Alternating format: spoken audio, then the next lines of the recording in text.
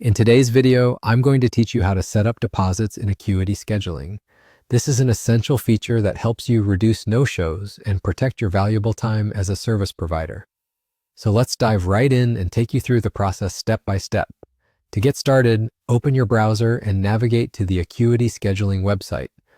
Once you're there, you'll see options to log in. You can either enter your email address and password, or if you're looking for a quicker option, simply choose to continue with Google. This way, you can seamlessly sign in without having to remember yet another password. Once you're logged in, the next step is to head over to your payment settings. Here, you'll want to streamline your payment process by selecting the option to use the same method for all appointment types.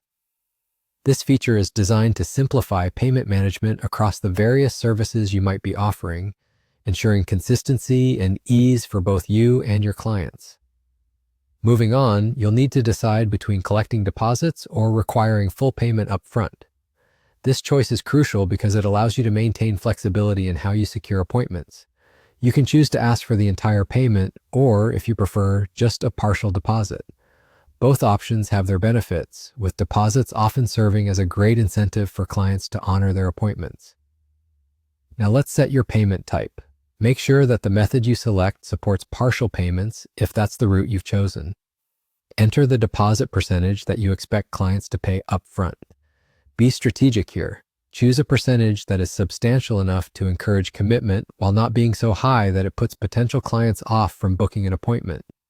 This balance is key to maintaining a steady flow of clients and ensuring your schedule stays as full as you want it to be. Lastly, it's very important to make your deposit policy crystal clear to your clients. Take the time to add this information to your booking page or include it in the confirmation messages clients receive after scheduling their appointments. Clear communication helps to avoid any potential confusion or misunderstandings, laying the groundwork for a positive client experience right from the start. And that's it. You've successfully set up deposits in Acuity scheduling. By implementing this, you're taking a significant step toward minimizing no-shows and safeguarding your time, ensuring your operations run more smoothly and efficiently. Thank you for joining me for this tutorial. If you found this information helpful, remember to like the video, subscribe, and hit the bell icon for more tips and tricks like these. I look forward to seeing you next time.